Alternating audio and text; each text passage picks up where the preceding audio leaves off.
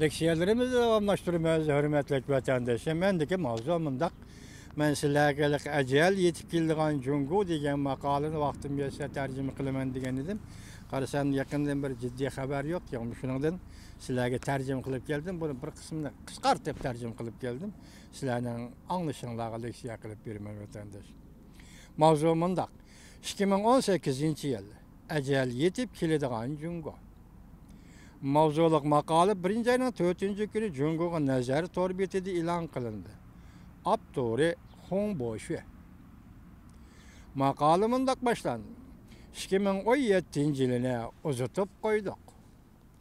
Yangi yil harf kuni men istiqomatda o'ltirgan tog'dagi uyimda cho'nqur tafakkurga cho'mdim. Tayvan jamiyatiga bearomlik degan bir xatni qoldirib qo'ydim. Men 2017-yildan xulosa chiqardim. Bu bearomlik degan xat aldirong'ulik va qaramlik degan ma'nolarni o'z ichiga oladi.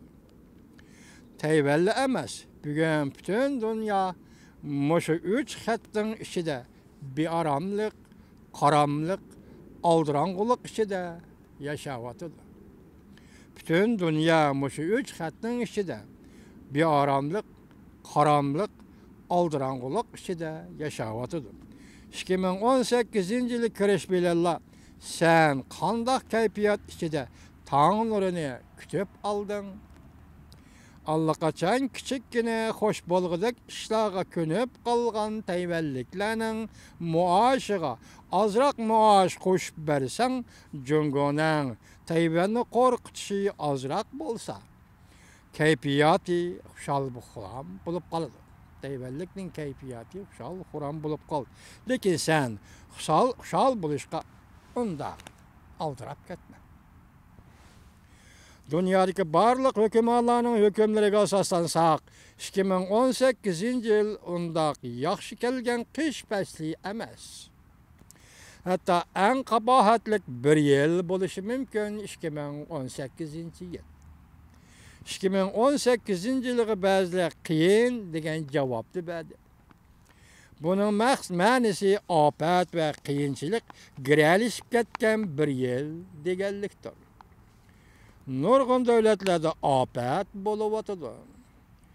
Yer tavrash ballig'i, bo'ron chopqin yuz beradigan rayonlarda Tayvan, Yaponiya, janubdagi Orol davlatlarida qiyinchilik yuz beryapti. Nupusi eng ko'p bo'lgan Osiyoda va kishilar diqqat qilayotgan Amerika Chavshan urushi o'tgan yilni xotirjam o'tkazib, o'lim bilan tugamaydigan ishlar qechib, Amerika Chavshan urushi o'tgan yilni xotirjam o'tkazib, o'lim bilan tugamaydigan Daeshlar qechib Afg'onistonga keldi. Bu yilchi Amerika Chavshan urushi qosh bilan kirpik orasida turibdi.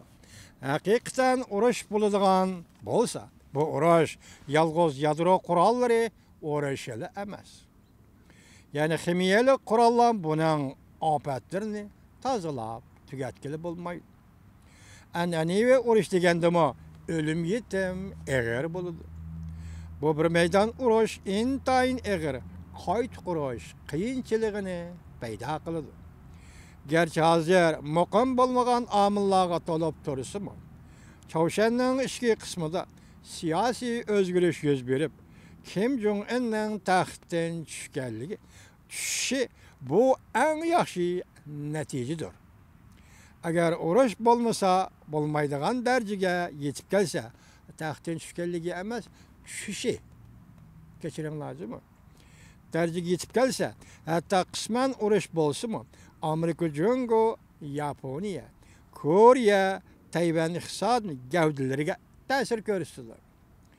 Tayvanga to'liq ko'ngil biladigan kanadalik muxbir Kol yaqinda davlat manfaati jurnalida maqola e'lon qilib, Chavshan urushi partlagan hamon Jungo Vi bayligini qo'rishav qilib, Jov bayligini qutqizish usuli bo'yicha bu vaqtni tanlab Tayvanga hujum qiladi deb ko'rsatdi. Prezident Say Ing-wen Jungo rahbarlari aqliy odamlar deb urush to'g'risida ko'z qarashlarni rad qilgan bo'lsa-mu, Tayvan xalqini xotirjam qilgan bo'lsa-mu, Chavshan urushimi yuz bermadi deyli. Chavshan urushimi yuz bermadi deyli. Urushga o'xshashlar intayin og'ir masala iqtisod masalasi-ku. Ba'zilar hukm qilib bundaq deyishdi.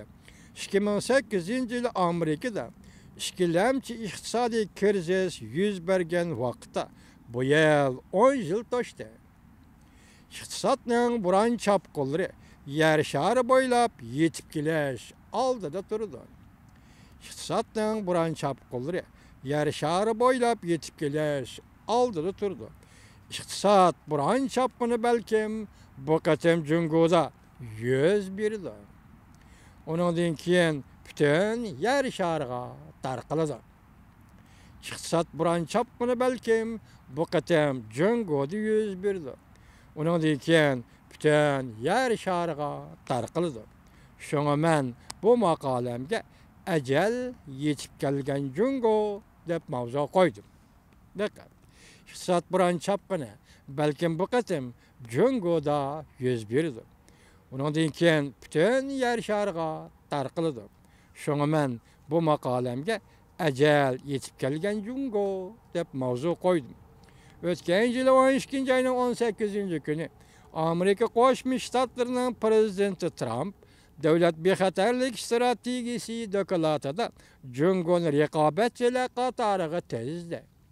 Raqobatchi degan so'z dushman degan so'zdan bir oz muloyimroq edi.